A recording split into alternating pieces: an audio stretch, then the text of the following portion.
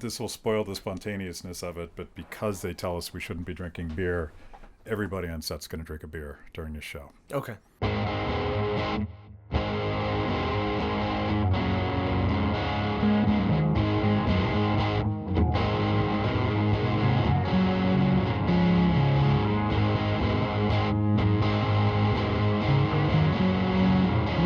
Welcome to Kibbe on Liberty.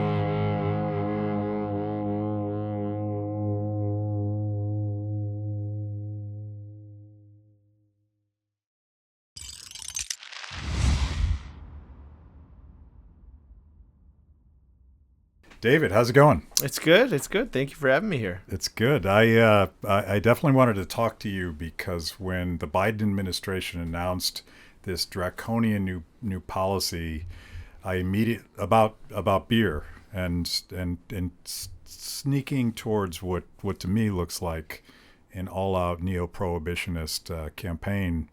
I'm like, they will pry that beer out of my cold, dead hands. Yeah, I feel the same way. Because I'm an American and that's my attitude. But you're a Canadian, eh?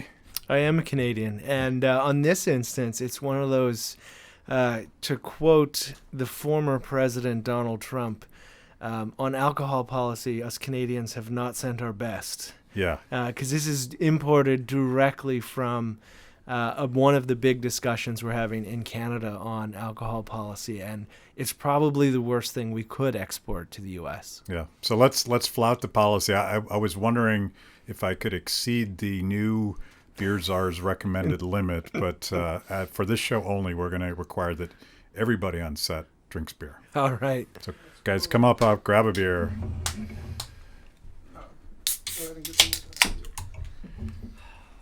Which we'll see if the recording actually works when no one's actually behind the camera. Cheers. And I got my old Beer is Freedom glassware out for this. It's beautiful. And with any luck, we'll have started a revolution. There we go. But you were reminding me of, we're drinking this beer Dogma. Yep. Which is a Belgrade, Serbia brewery, and we actually made a documentary about this guy, and that story was about the sort of entrepreneurship of trying to create something beautiful and different in a country like Serbia that hadn't had a real beer before. And this one happens to be that collaboration between Dogma and Flying Dog. And it was probably the last beer that you and I had together, which would have been, 5-6 years ago now. Yeah. So and now it feels a little bit subversive. Yeah, right? Cheers. Rebellious. Yeah. So let's talk about. People may not know exactly what I'm talking about if you're not as obsessed with beer as I am, but I didn't even know we had a beer czar in the United States. Yeah. And there's some mysterious alphabet agency that is going to report to the USDA, which has screwed up every single dietary guideline in their history, with a radical recommendation that people should only drink at most 2 beers a week. Tell people what's going on here, and then we can trace it back to where this odious idea came from. Yeah, so the idea is that for anything more than 2 beers a week, you are putting yourself at risk.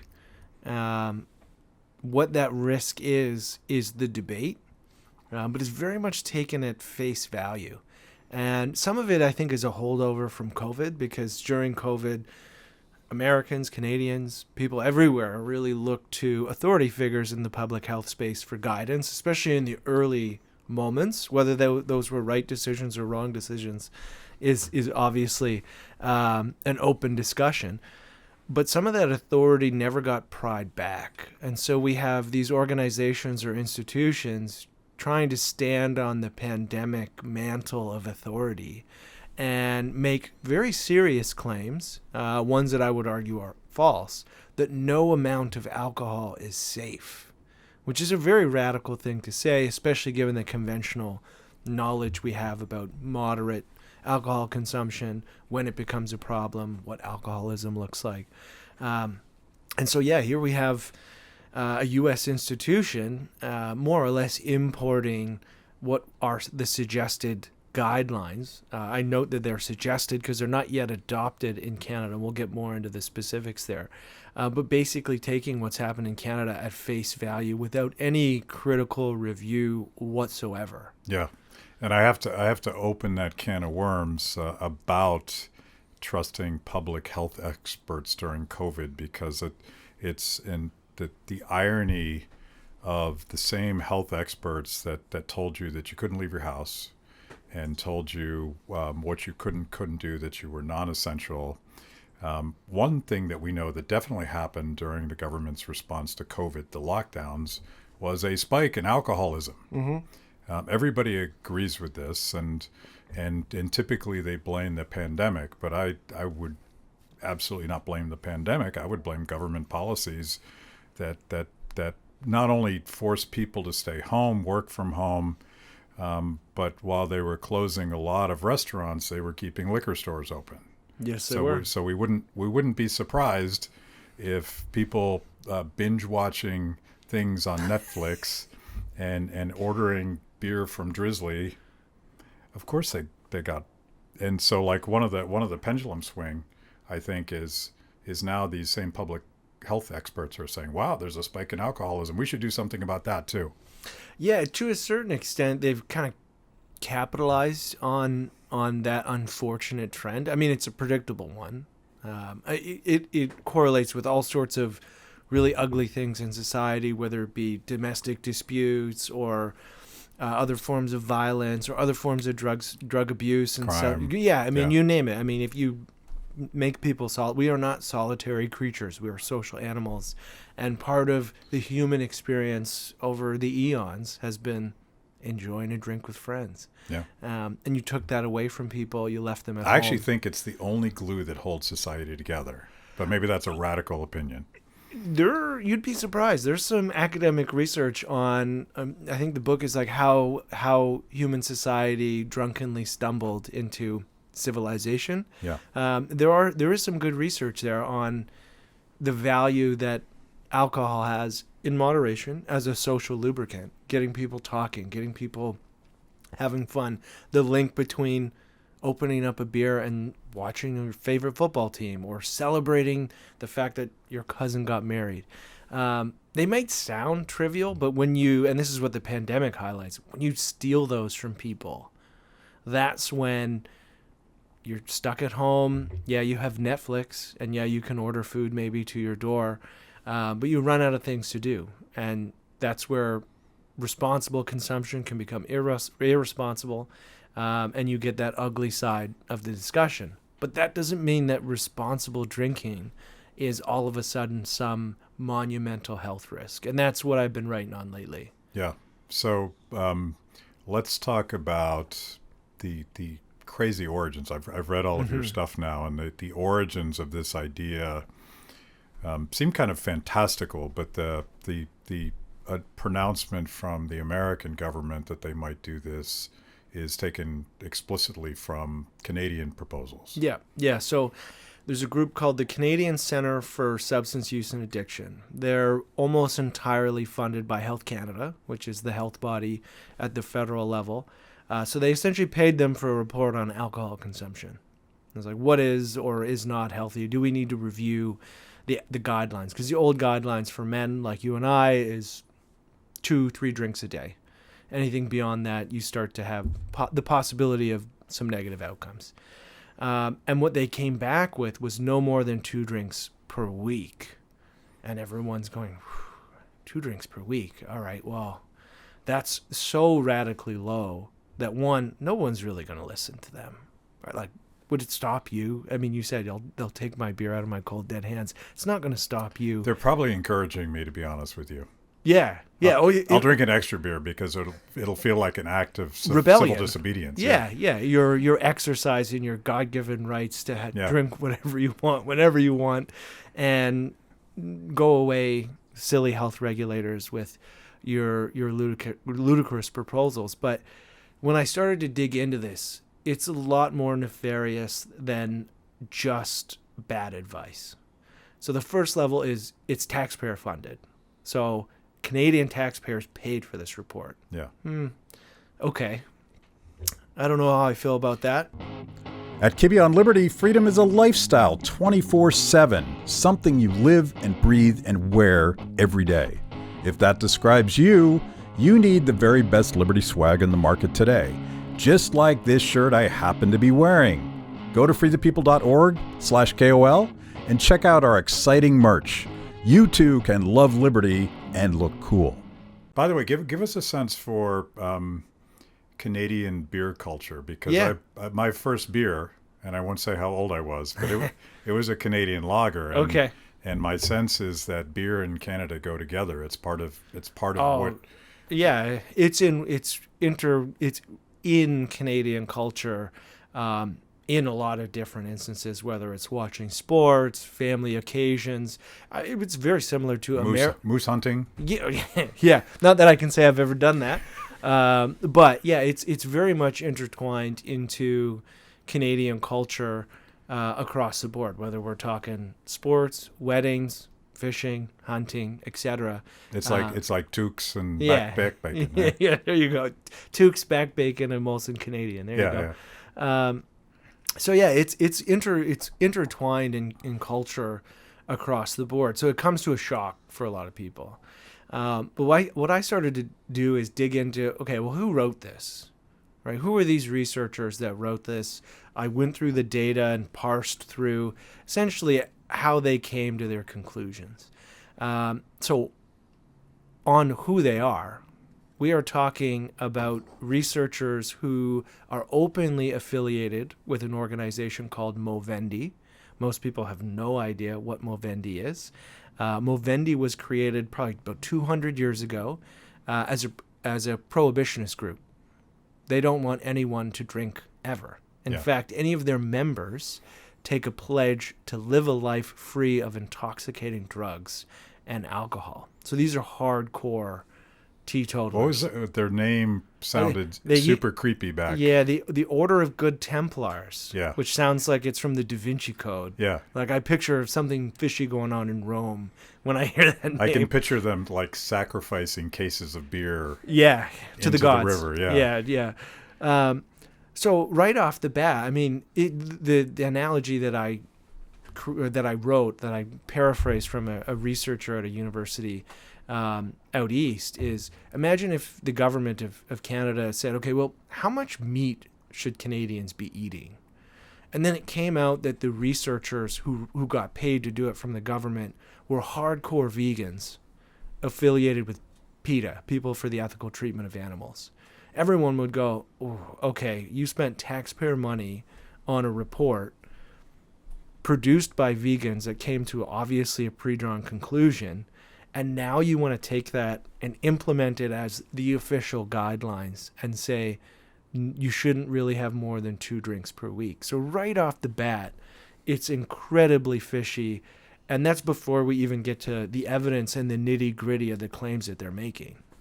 So I always look for kind of a public choice political explanation as to why government would do certain things, and prohibition has always confounded me a little bit, because it actually seems on its face that it's a self-righteous kind of an arrogant attitude that I am a smart member of the elites, and you're just a dirty drunk over there, and I'm going to make you a better person. Yeah, we can tell the commoners how to live right. And American prohibition always felt sort of hand in glove with the original aspirations of the progressive era, which again was very elitist, wanting to make humans better by reorganizing things from the top down, and that like there's not really a good political explanation for that. But I'm wondering, in this case, is there a bootleggers and Baptist story behind these neo-prohibitionists? Is there some other agenda, or is this just them thinking that they're smart enough to tell us how to live our lives? I think it's the latter, because I can't see any other vested interest who is maybe seeking to benefit from this, other than what is essentially just a new version of Puritanism that says you have to live or you should live, and we will tax, nudge, or ban you into compliance. Yeah. And to a certain extent, it's the government of Canada not realizing what's going on and taking research, in quotes, at face value because those people happen to be affiliated with universities, and without really looking at the risk tables that they put out and the claims that they're making, because there's a lot of gerrymandering they do in order to get to the conclusion that no amount of alcohol is safe, and anything more than 2 drinks per week is a problem worth the government caring about. Maybe the public choice story, and I don't know if this is true, but it seemed, I've always predicted this, one of the aftermaths of the lockdowns, we created this pandemic industrial complex, this intertwined network of nonprofits, government agencies, and special interest groups and the private sector that are all feeding off of all the money that's being spent to deal with public health. Mm-hmm. That machine needs something to do now. Yeah. They, in my mind, very much are responsible for any increase in alcoholism. I assume there's a similar dynamic in Canada as well. So they broke something by trying to fix it, and now they've created another health crisis, and they're going to fix that. Maybe that's the public choice story here. Well, and I think there's a bit of mission creep, right? We see this in the NGO space, especially on the public health side, where groups who are focused on solving problem X make some gains, and then all of a sudden they get really passionate about solving issue Y. And it could very much be, well, how does an organization like the CCSA justify getting money if they're just, we've done our job on smoking, or we've done our job on some other public health issue. And so the window of what they consider worth going after widens to justify their existence and possibly justify those taxpayer dollars. Yeah. I guess if there's not a real crisis, they can create one. Yeah. What can we go after next? Yeah. I mean, we see it across the board. All of a sudden, they're focused on gambling, and should sports stars be able to endorse gambling apps? And we have to think about the children. And that's not to discredit or downplay gambling addiction, because it's real. Yeah. But all of a sudden, it gets really wide. And in the Canadian context, the wider it gets, the more hypocritical it gets. Because for Americans, in Canada, the federal government has a very strident approach to harm reduction for hard drugs, needle exchange, safe consumption sites, drug exchange sites. You have all sorts of programs designed to allow for addicts to stay alive and try and reduce the harm associated with drugs. Well, at the same time, on issues like vaping or alcohol, it's like they've forgotten that principle, and they're rewinding to the 1920s and being like, actually, I think we can get away with restricting this as much as possible. And so you have, in theory, if you live in British Columbia, you have decriminalized drugs. That's not a policy I'm against, because I'm in favor of personal autonomy. It's not something I recommend. So you have a government that is decriminalizing things like cocaine or heroin or meth, while also lecturing you about that third beer. Yeah. And how do you reconcile those two things? I don't think you can. And I've never heard anybody rationally justify the disparity. Thank you for joining me today on Kibbe on Liberty, and for being part of our fiercely independent audience. Every week, my organization, Free the People, partners with BlazeTV to bring you this show. My guests bring smart perspectives on everything from current events to timeless philosophical debates. If you like what you hear, go to freethepeople.org/KOL and support Kibbe on Liberty so we can continue to produce these honest conversations with interesting people. Now, let's get back to it.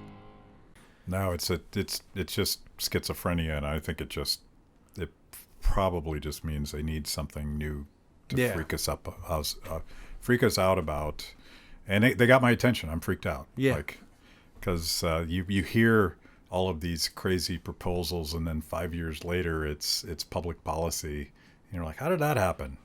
oh yeah, remember when they kind of just swept under the rug this policy change, and nobody raised their voice, nobody made a stink, which is part of the reason why I'm making a stink. Yeah. Is so that there's at least some pushback, so that while people are off busy with their lives, different levels of government don't just get to, without any form of legislation, change the rules. Yeah. And that's also a big problem, because there's a level of democracy that's missing in a lot of this public health debate, where it's very rarely put to the people, like, what do you want, or what do you think?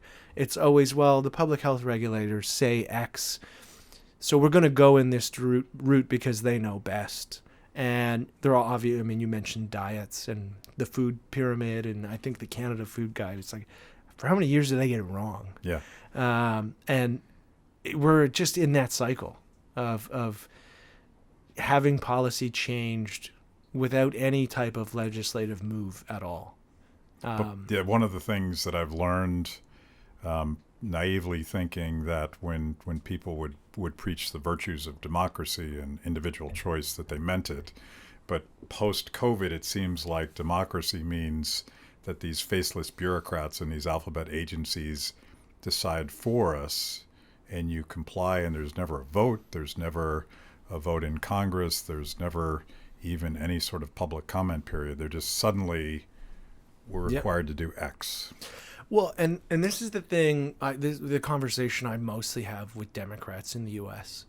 When they talk about executive power and we need to do this because for some reason, I always say, do you want Donald Trump to have that power, or Ron DeSantis? And almost always the response is no.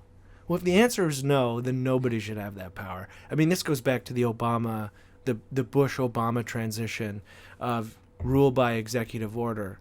Well, Obama passes all sorts of things via executive order, and then he hands those keys to Donald Trump, who I'm no fan of. And did I want Obama to have that power? No. Did I want Trump to have that power? God, no. And you get into this cycle of the more you strip away those norms, right? Which is supposed to be accountability at the end of the day, whether we're talking about public health or anything else. The easier it is for the people you don't like to wield that power. And what are they going to do with it? It's the whole point that these institutions exist with checks and balances and all of that stuff you learn in civics class or from a commercial with a bill on the front steps of the Capitol. Right. We just see that eroded, and then all of a sudden decisions are made for us, and we're like, well, nobody asked me. How do we get here?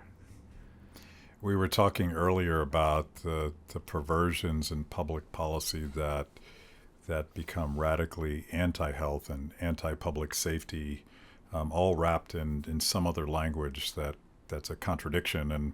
And I've been banging on the anti-human nature of lockdowns and all of these social problems and individual health problems that have emerged because of treating people like lab rats. Another example of that, something that you guys have worked on quite a bit, is the banning of Uber, which effectively makes it effectively encourages drunk driving. Yeah, and that's not just an opinion anymore. We see it time and time again in all different cities and different countries, different cultures. When you take away the faster, safer, cheaper mode of transportation, people shouldn't do it, but they leave the bar, they can't get a taxi, and they think, oh, I'll roll the dice. And obviously that can have lethal consequences. And we've seen, there was a police chief in Texas when there was a proposed ban who came out and said, do not do this. It will increase drunk driving.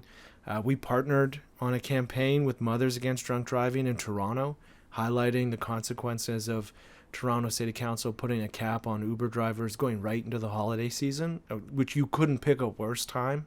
You think Christmas parties, celebrations, the drinks are flowing, people are having a good time, they're likely on vacation.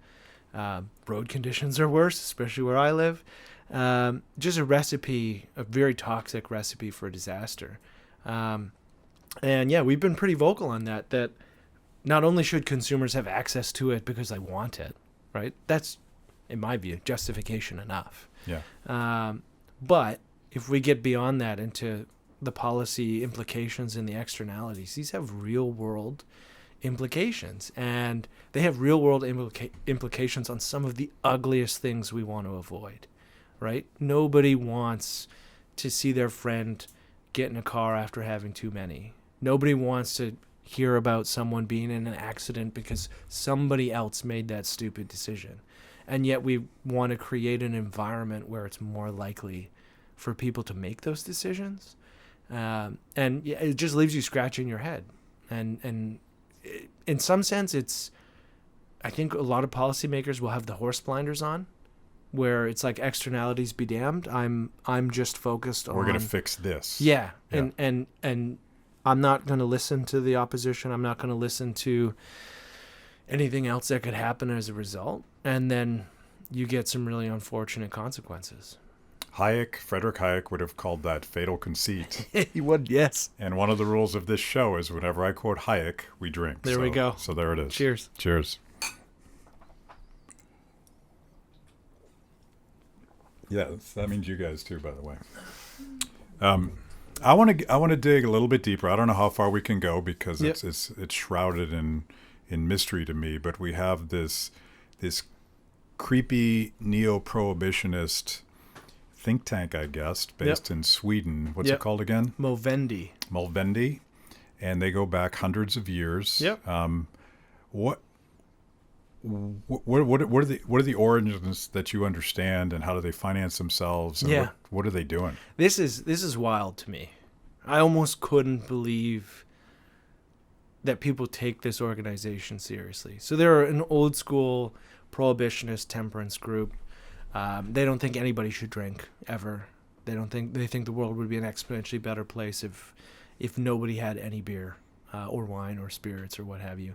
And they've thought that for a long time. They rebranded recently to Movendi, I think because the former name sounded like it was... Does that mean anything, or is that... No, I think it was just your classic... It's like a new brand of cigarettes or something. Yeah, they realized that their old name sounded a little too medieval. Yeah. And so they rebranded.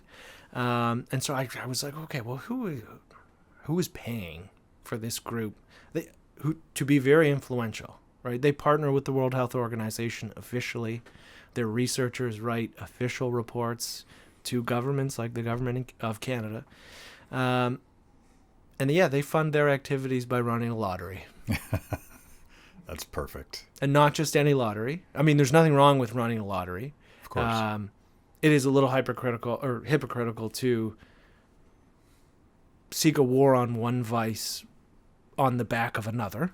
If you're going to be a hardcore Puritan, at least be a good one. Yeah.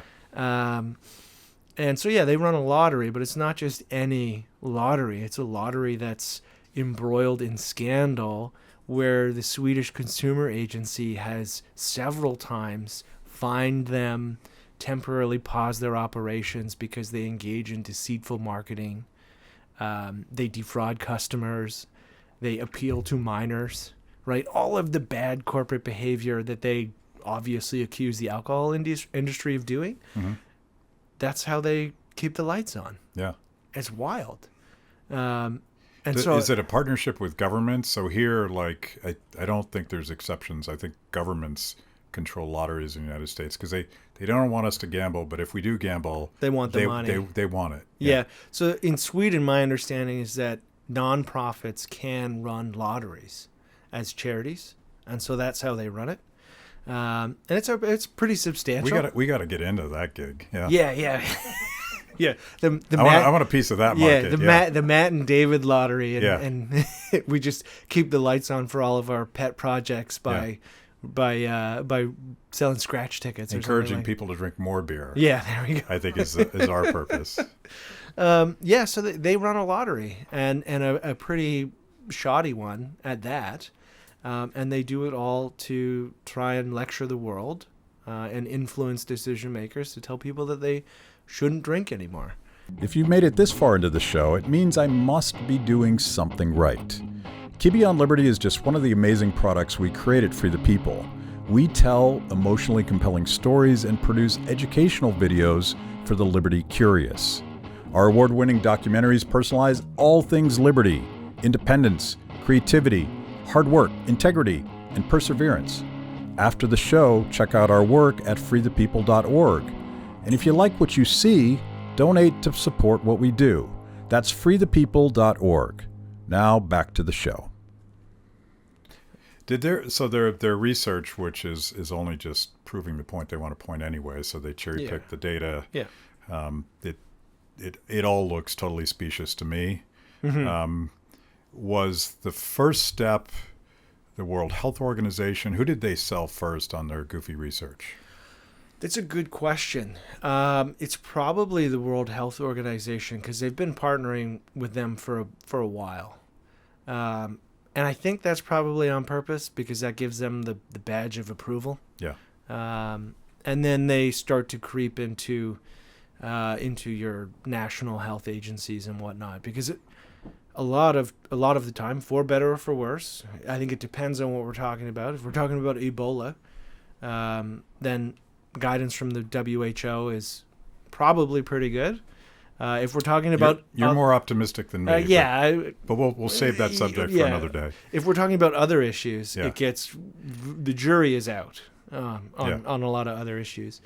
And so, they kind of weaseled their way in regards to influence. They're this internationally recognized NGO, and they pump out this junk science, and I can explain some of the nuances without getting too complicated into the risk tables and whatnot on what that junk science is, but it really is junk science. So it's interesting to me, and I keep going back to the damage that public health officials did to us over the last 4 years. The World Health Organization, in my mind, has tremendous responsibility for some of the really horrible policies. And again, if you're talking about that cause effect of telling people they couldn't work and telling them that they couldn't leave their homes, and then you see spikes in the misuse of alcohol, and then the World Health Organization has in fact embraced these standards as well. Yeah, for the most part. Yeah. For the most part. Not in the same way that Canada or the U.S. may. But this is the problem, is that like the badge of approval just gets taken at face value without any critical review. And so that was kind of the point of when I started to write about this was, all right, I'm going to critically review. I'm going to go through the nuts and bolts of how they came to this conclusion and give an honest assessment of my take. And to be honest, if it checked out, despite the fact that I enjoy beer, I wasn't going to write something to say, well, their research be damned. Like if it checked out, it was going to check out. At least I consider myself to have the intellectual honesty there to... When it comes to beer, I believe in informed consent. Yeah, of course. So I would like to know if this beer is killing me. Yeah. I do not believe that to be true, but if there's data otherwise, then you should tell me about it. Yeah, you should know. So first big thing that this report that we're talking, which is the basis of all of it, ignored all of the research on the positive health impacts of alcohol. And there are. If you look at all-cause mortality, there's something called a J curve, which means people who consume 1 or 2 beers a day max have a lower all-cause mortality than those who completely abstain from alcohol.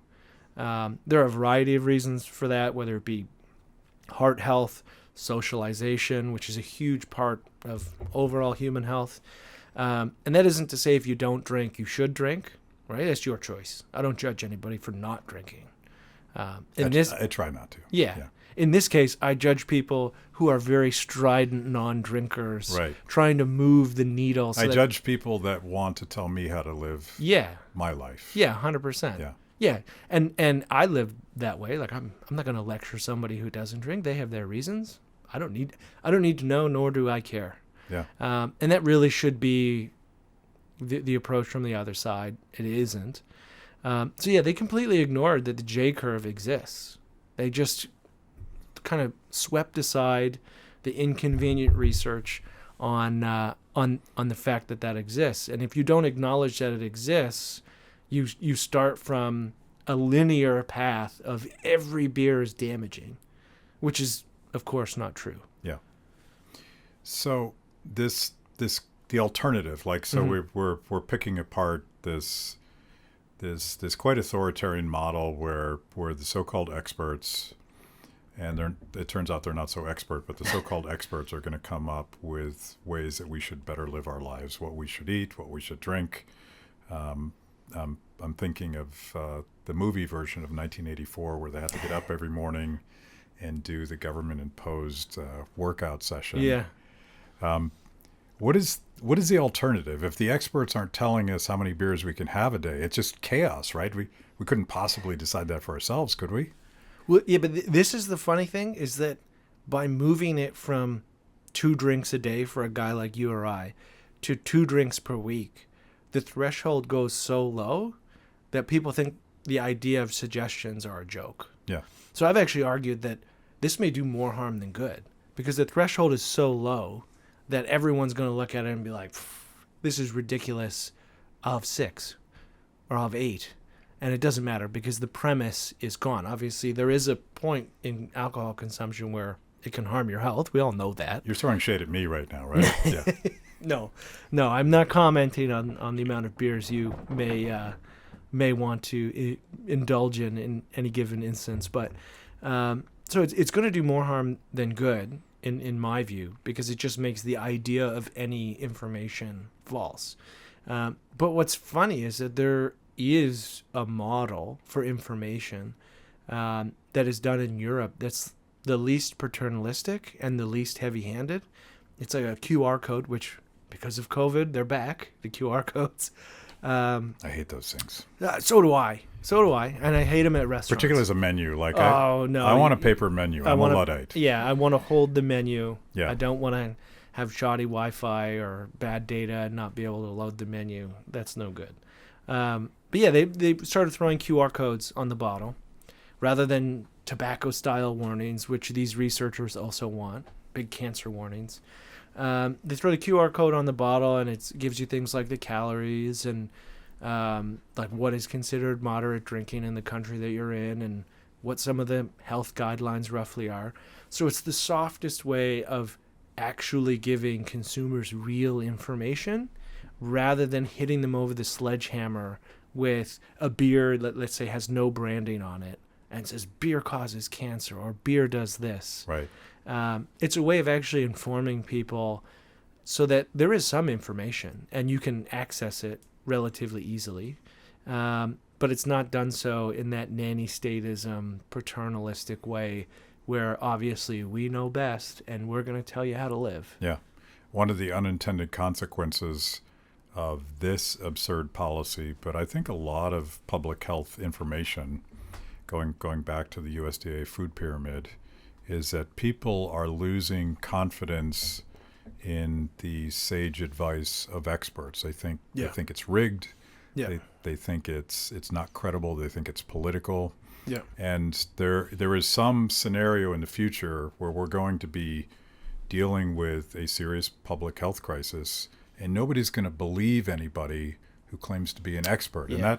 And that is horrible, because I think science and public health, these are real functions in society. Yeah. But it's become so politicized and so absurd that everyone's like, screw those guys. Well, I mean, the worst example I can think of, from not to talk about the pandemic all the time. I can't stop. Yeah. Yeah. But the worst example in Canada, and I'm sure it happened in the U.S., right off the bat, the health minister said, don't buy masks, they don't work. It was like a noble lie. Mm-hmm. Right? She was saying it because she didn't want a run on masks and healthcare workers to be short on masks. So, okay, masks aren't the solution here. Fast forward 3 months, you can't go anywhere without a mask. Where I lived, when restaurants were open, you wore your mask into the restaurant, you sat down at the table, you took your mask off to eat while everyone else is eating and breathing. Right.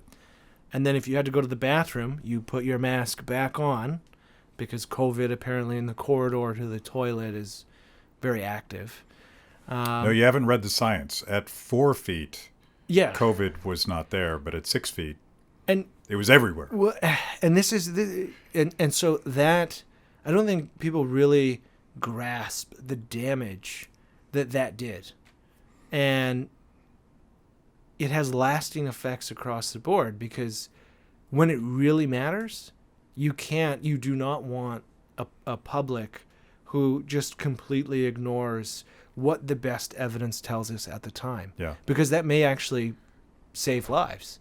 And if we get to a point where everyone has that fatigue, that expert fatigue, because there's mental gymnastics involved and they're flip-flopping, like on alcohol, how on earth would, over the span of 3 months, the guidelines go from 2 to 3 drinks per day to 2 drinks per week?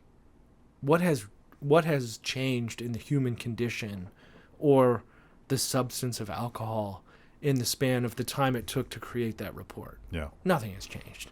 And so people start to see through it, and they're like, oh, well, you experts seem to be wrong a lot. And yeah, it could have some pretty serious implications down the road. Knock on wood, we're not there anytime soon. But, I mean, the sirens for bombing goes off, and people are like, wow, these guys have been wrong before. Yeah. Yeah, not good. Yeah. That's not a nice scenario to envision. There may be an upside to the downside, and I'm having. Do you know who John Tierney is? John Tierney, former New York Times science writer. Mm-hmm. I'm putting words in his mouth, but I think he basically had to leave the New York Times because they wouldn't let him do objective science anymore. And we're going to talk about the incredibly suspicious science on masks. Mm-hmm. But the reason I bring that up is it may be the case that we can, in fact, still rely on experts, but create kind of a competition, as science itself is supposed to be this iterative process of testing hypotheses and having another scientist say, no, you're all wrong, and here's my evidence. Yeah. It may be that there's a marketplace for expertise where we would discover that John Tierney is more credible than the USDA or the FTC. This is an interesting argument. Yeah. It's an interesting argument that you could have different ecosystems of experts, and that the marketplace of ideas between these groups could generate better outcomes, rather than I think to some extent we North Americans spend a lot of time looking up to government for ideas, advice, suggestions, health guidelines, and like you said, again, going back to the food pyramid, probably if you had ignored that from the start, human health, arguably, we would be in a much better position in terms of the food intake and what people are eating and what quantities, and the focus on carbs and all of those things that now we're grappling with. So yeah, I mean, I think there's merit there that competing groups of experts and researchers could create a better dynamic of checking each other, rather than one person or one institution being the only authority figure. Yeah, there's no accountability when there is a final authority. So what's going on in Canada? Where are you based in Canada? Just outside of Toronto. Okay. And you guys locked down hard. We did. Yeah, pretty hard a couple times. Maybe harder than we did. I'm not sure. Significantly. Yeah. Yeah, significantly harder. Yeah. I'll give you the most egregious example I can think of from the community where I lived. So lockdown. Nobody's really going to work. Everybody's at home. Restaurants are closed. Gyms are closed. Basically, all that's open is grocery stores, and they're capacity limited. Banks and hospitals or clinics. A family of 4, so a dad and I think it was 3 kids I think he had. They got the rollerblades on. They go out to the local arena, the parking lot, which is empty, of course. Nobody's at the rink. So you have like a 300-car parking lot, completely empty. And they get their road hockey sticks out, and they're playing. They set a net up. It's just the family, right? The people they live with. They're shooting around, bylaw officer comes around. It's like, actually, you're violating the COVID rules right now. How so? We're outside. We're not with anybody else, right? I live with these people, so there's no risk between us. And the ruling was they were on like a public facility in the parking lot, $750 fine. Yeah. For violating the COVID rules. I mean, we find people for going walks through public trails alone, just going on a walk. And so you look at a lot of that. I mean, there was some, not necessarily where I was from, but some pretty crazy stories where like people would be on walks in the park outside, and you'd have bylaw officers waiting for them to stop and talk for what was deemed too long with somebody else at a distance that, however you can determine that from 40 feet away, was too close, and finding people for, like, if we passed each other on the street and I was like, oh, hey, man, how's it going? Good, kids are good. Oh, good, good. And someone being like, woo, sorry, that was too long of a conversation, and it looked like you guys were a little too close, so here's a $700 fine, and yeah, it doesn't matter that you're not working because we stopped you from working. Right.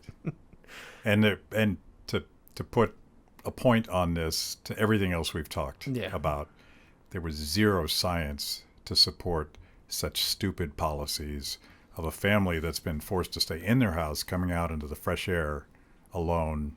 Yeah, it was just compliance. Yeah. It was, you are not complying, and therefore we will punish you. It wasn't that there's an exponentially higher risk. Like, there was a big debate over gyms, right? Gyms was a tough one, right? You're running on a treadmill, you're exhaling. There's someone running on a treadmill next to you, they're exhaling. Okay, there's at least, whether you agree with it or not, you can see the justification for it. Not so much with playing with your kids in a park. Right. That no sensible person can look at that and go, yeah, I'm going to tax a minimum wage earner his week's earnings because he wanted to take his kids to shoot a ball around. Yeah. So we've been complaining a little bit about you Canadians because we're exporting this ridiculous idea of 2 beers per week. But I've been talking about this quite a bit as well, speaking about the politics of lockdowns. I believe that the worker uprising, the Canadian trucker strike, was the impetus for the United States finally stopping our lockdowns. And not just that the federal was slower to respond, but a lot of these states are seeing a workers' uprising happening in Canada, knowing that it's about to happen in their state as well. And they magically said, you know what, the science has changed. It was different yesterday. Yeah. Today, we're going to stop. So thank you, Canada. I don't say that often, by the way. Hey, there are a lot of good things. Yeah. A lot of good beers you can import from Canada. That's an interesting It's a good band. Yeah. Rush. Yeah, good there band. you go. Good band. Very good band. Which now has its own beer, by the way. Are you aware? They do. Yeah. Yeah, they do. That's an interesting take. I think that there's probably a lot of merit to it because, generally speaking, Canadians are a lot less rebellious. Yeah. It's just in our nature. If you look at the country is founded by... We're so damn friendly. The colonists and the supporters of the king who left the United States to stay British subjects. So there's a level of compliance, and we don't have that rebellious streak that you do here in the U.S. And so I think there's probably a lot of merit to that, well, if the Canadians can do that. And I say that regardless of your opinion of whether or not blockading roads in downtown Ottawa was good or bad, or whether they should have been arrested or what have you. I think the spillover effect there would be something really interesting if you could be a fly on the wall in New York State or in Michigan, especially border states. Yeah, Wisconsin. Where you're like, whoa, okay, Ottawa. Yeah. They're going to Ottawa. Okay. PR disaster for the Trudeau government. Yeah. from a logistics standpoint, from across the board, just a nightmare. So yeah, I could see a couple governors maybe realizing what was happening not so far north of where they were and going, okay, well, we can't have this. Not on my watch. So, and I tell this story. I celebrate brave Canadians because I'm also shaming Americans that didn't step up. Okay. Because I really wanted, I'm probably more radical than you are, but I wanted peaceful resistance. And I bring it up because there is a real push today to do it all over again. They're trying to scare us into doing this. And I'm suggesting that in a democracy, in a more top-down authoritarian government, and a pure dictatorship, if enough people simply say no, it's not going to happen. Yeah, and I don't think that there's an appetite to do it again. And I think that a lot of people who went along to get along, or they believe the experts, right? In fairness to them, they were being told that we had to do this, and some people said, oh, well, I guess we have to do it. Yeah, but I don't know if they're going to look to the experts in the same way. No. Because in the early stages, if you knew someone who had COVID or you knew someone who had died, it was very real. Yeah. It was very real, and it was scary. As time went on and the virus changed, it becomes more transmissible but less lethal, the evolution of almost any virus. Yeah. People start to know others, right? Their uncle gets COVID and he's like, yeah, I had a cough. Oh, okay. My best friend had COVID and he's like, I only know because I had to do a test. Yeah. I didn't have any symptoms. And as soon as you start to see that permeate through society where we know people who didn't have a rough go of it, then the justification isn't there anymore, right? If you think in the early days, it was images of Italy, it was morgues backing up, it was New York City, it looked like the beginnings of I Am Legend. Right. It's scary.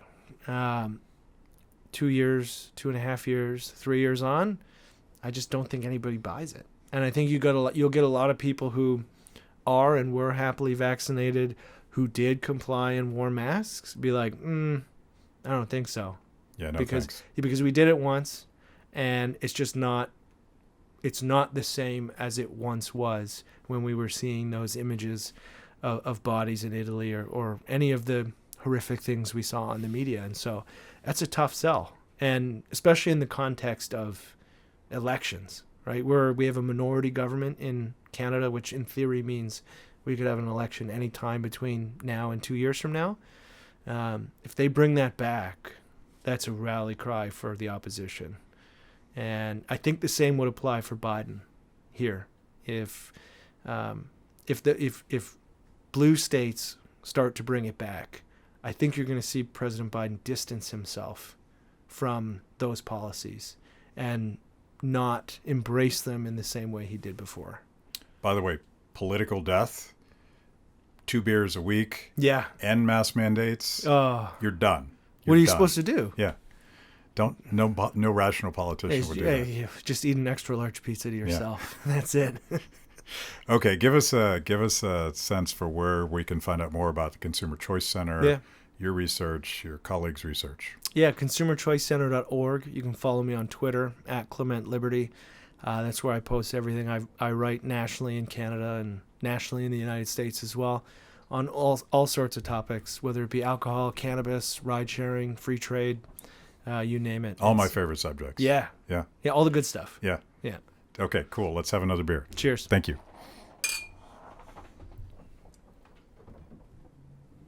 Thanks for watching. If you liked the conversation, make sure to like the video, subscribe, and also ring the bell for notifications. And if you want to know more about Free the People, go to freethepeople.org.